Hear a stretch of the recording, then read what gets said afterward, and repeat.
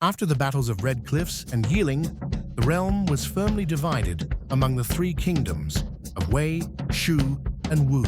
Following Liu Bei's dying wish, Zhuge Liang, Chancellor of Shu Han, inherited his late lord's will to conquer Wei and restore the fallen Han dynasty. Before him lay the same grand vision he once shared with Liu Bei, the unification of the realm under Han's virtue. Yet, as history records, the path to that ideal was far from glorious.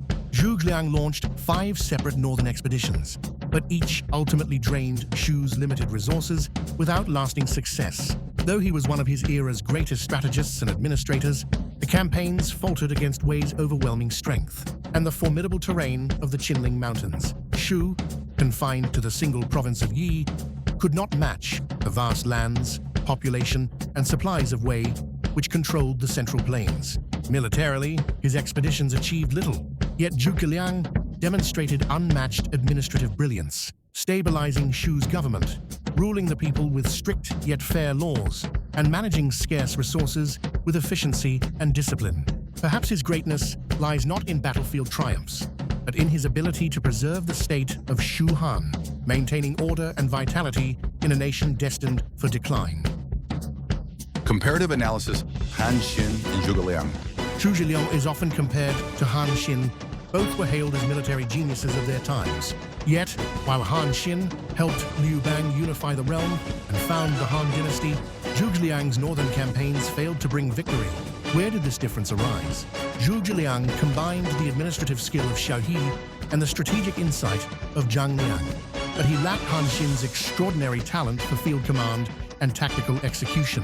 In essence, Zhuge Liang was more of a strategist and statesman, while Han Xin was a tactician and battlefield commander. Both men began from the same strategic heartland, Hanzhong, dreaming of advancing northward to secure Guanzhong. However, Han Xin swiftly seized Guanzhong and paved the way for unification, while Zhuge Liang repeatedly failed to break through. This stark contrast stemmed from differences in their times and national power. In 206 BCE, Han Xin launched his campaign from Hanzhong under Liu Bang's orders, initiating the pacification of the three Qins. The three Qin warlords, nominally installed by Xiang Yu, lacked central support and popular legitimacy.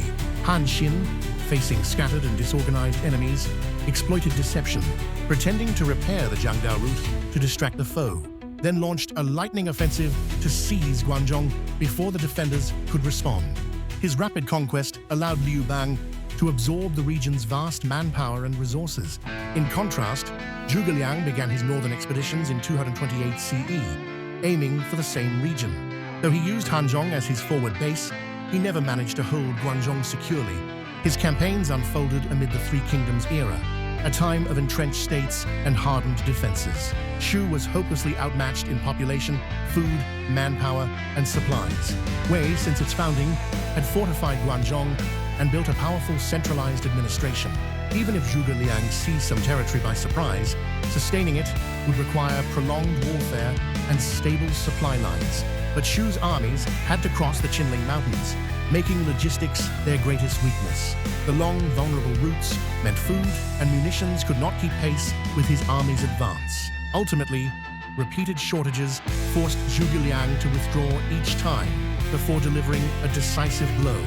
His campaigns were not a failure of strategy, but of material limits against an overwhelming enemy.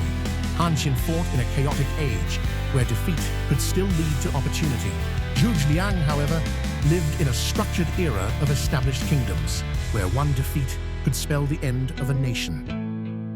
In short, Han Xin conquered Guanzhong in an age of chaos. Zhuge Liang could not break order in an age of stability. Han Xin rode the tide of his time, while Zhuge Liang fought against it.